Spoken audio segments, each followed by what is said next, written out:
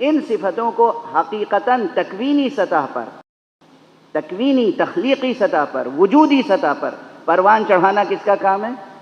حق سبحانہ و تعالیٰ کا۔ وہ پروان چڑھاتا ہے، اور وہ پروان چڑھاتا ہے تو کس طرح پروان چڑھاتا ہے کہ گلاب کی پتیاں نہ ہوں مگر خوشبو محفوظ رہ جائے، یعنی انسان کا جسم نہ ہو مگر انسان کی روح زندہ اور فعال رہے۔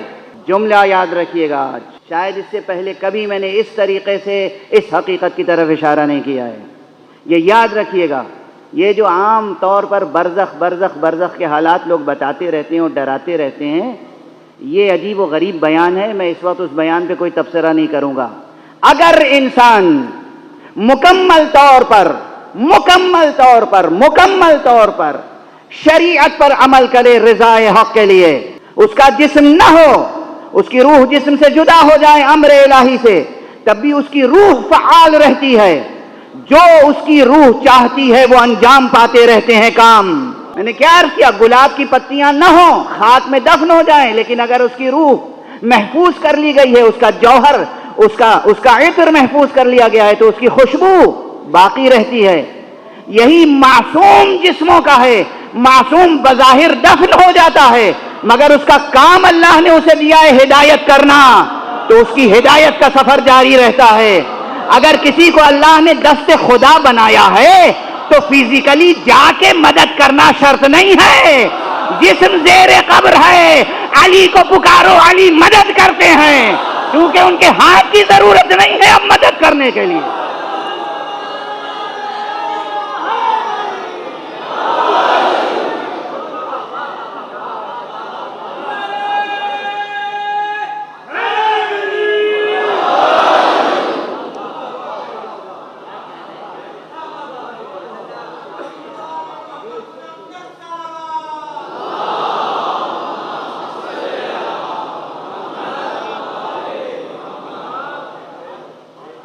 بھئی آپ کسی کی مدد کرتے ہیں تو کبھی ہوتا ہے ہاتھ سے گئے، سنبھالا، پکڑا، اٹھایا، یہ مدد ہوئی؟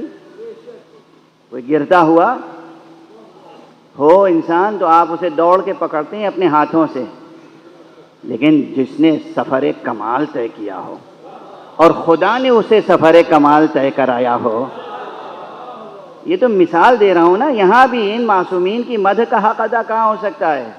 یہ تو مثال ہے عام انسان کی کہ پیدا ہوئے اور پھر سفر کمال طے کیا۔ عام بچہ زبان منہ میں لے کے پیدا ہوتا ہے مگر بول نہیں سکتا۔ پہچان اس کی یہ ہے جس کو اللہ نے سفر کمال کے ذروۂ بالا پر پیدا ہی کیا ہو، کہ وہ پیدا ہوتے ہی جیسے ہی رحل نبوت پہ آتا ہے تو پیام الہی کو دہرانے لگتا ہے۔ صلوات پڑھ دیجئے محمد و آلہ۔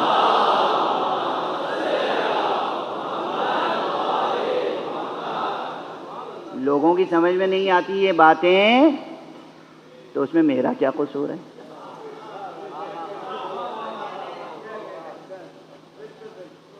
لوگوں کی سمجھ میں نہیں آتی یہ باتیں، پیدا ہوتے ہی امیر المومنین علی ابن ابی طالب علیہ السلام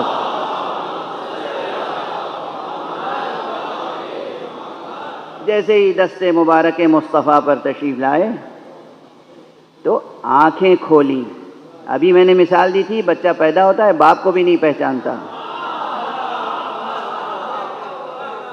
بچہ پیدا ہوتا ہے سنتا نہیں سمجھتا نہیں، جیسے ہی دست مبارک پر آنکھیں کھولی، مصطفیٰ کو پہچانا، تب تو مصطفیٰ نے کہا کہ تم نے اپنی نظر کے لیے مجھے مخصوص کیا ہے تو میں اپنے علم کے لیے تمہیں مخصوص کر رہا ہوں۔ اس بچے نے دیکھا بھی، پہچانا بھی، سنا بھی، سمجھا بھی، اور جیسے ہی پیغمبر نے کہا کہ میں اپنے علم کے لیے تمہیں مخصوص کر رہا ہوں، ایسا کن فیکونی ارادہ تھا کہ قرآن زبان علی پر گویا ہو گیا۔ صلوات پڑھ دیں محمد و آلہ۔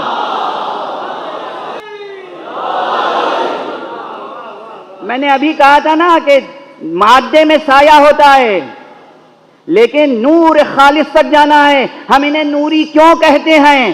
ہم نوری اسی لیے کہتے ہیں جب یہ وقت ولادت ہی کمال کے اس درجے پر ہوں تو پھر سورج بھی ان کے سائے کو ڈھونڈتا رہے تو سایہ نہیں ملے گا۔